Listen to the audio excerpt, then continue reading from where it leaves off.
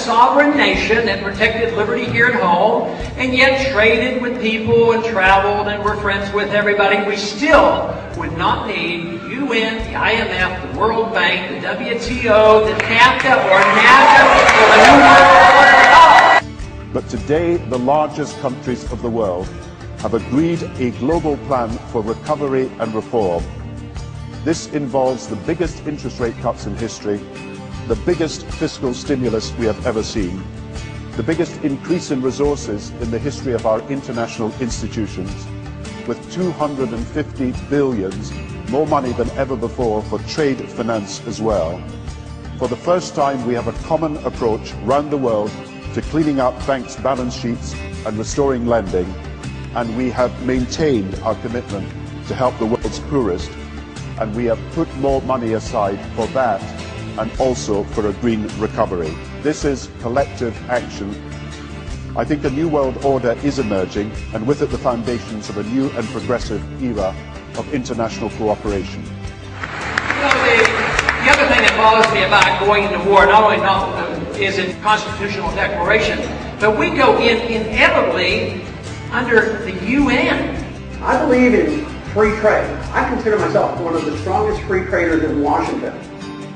But I don't like managed trade. And what they call free trade under NAFTA and WTO and all these organizations, that's managed trade by international governments for the benefit of big corporations.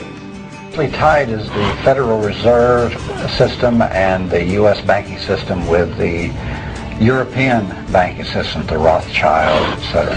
The international bankers are buddies, you know, and they're closer together, and they deal with policy outside most of the legislative institutions. The central bankers are more powerful than, say, the Congresses of the different countries. They have much more power, and therefore, through the Bank of International Settlement and the IMF and the World Bank, they have total control of this, and they have meetings where even the Secretary of the Treasury doesn't attend. It's strictly the bankers, the Federal Reserve and the Bundestag and all the other banks of the world. They get together and they make these plans, and that's why they come up with the bailout systems, you know, if there's a banking crisis someplace. A panel of economic experts at the UN are scheduled to meet sometime next week, proposing that the world ditch the U.S. dollar as the reserve currency. I believe those individuals in this country, and there are plenty, who believe that we should have the right to own and bear arms, ought to be concerned with what's happening in the United Nations, because they are a threat to us. They would confiscate our guns. There have been proposals made at some of their conventions where they would literally repeal the Second Amendment. There is a major effort taking place to curb free speech in this country, irrespective of our Constitution, our Bill of Rights. And free speech advocates say the United Nations has come down on precisely the wrong side.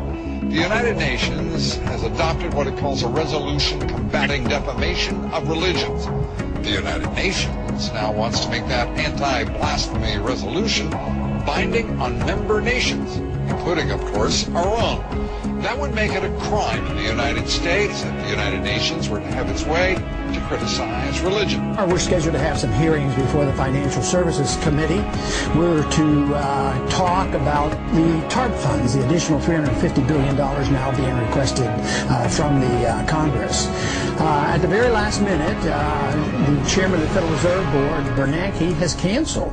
But here I find out that they have a much more important meeting. They are going to Basel, Switzerland, to attend a meeting at the Bank of International Settlement with other international bankers. But here it is, an emergency meeting for them to run off to Europe and talk about monetary policy and who knows what. One thing for sure is the people will never hear. But to me it is rather sad that Bernanke can get away with pretending he's going to come and then not showing, running off to Europe, and who knows what they're planning. That to me is the important issue. And I will do my darndest to try to find out what really went on at these meetings that they're holding over in Switzerland right now with all the central bankers. This is really about socialism. The systematic redistribution of wealth by the United Nations and the usurping of your rights as a citizen of this country, the taking away of the Constitution. Our country and our sovereignty is being lost to socialists, globalists, elitists, and corporations, and it's happening right in front of our eyes. individuals who believe in the right to own property ought to be concerned. But really, the right of private property ownership is severely threatened by our own government. But it's going to be a lot worse if the United Nations gets involved. They believe in socialist redistribution, that everybody owns everything, and they would take from the wealthy and give to the poor to get an equal balance. Same old story that we've heard for years, but they do not protect the right to own private property. You know, what is the G20 doing? What is happening around the world with Gordon Brown that says, hey, I think we should have a new Deal, but a global New Deal? But they want to control capital and they want to control the natural resources of the world. And they're planning behind the scenes. We're not entitled to know anything about it. Under the law, they don't have to tell us a thing. But believe me, they're planning. They're panicky because they don't have an easy answer. But there are major changes going on. This is collective action.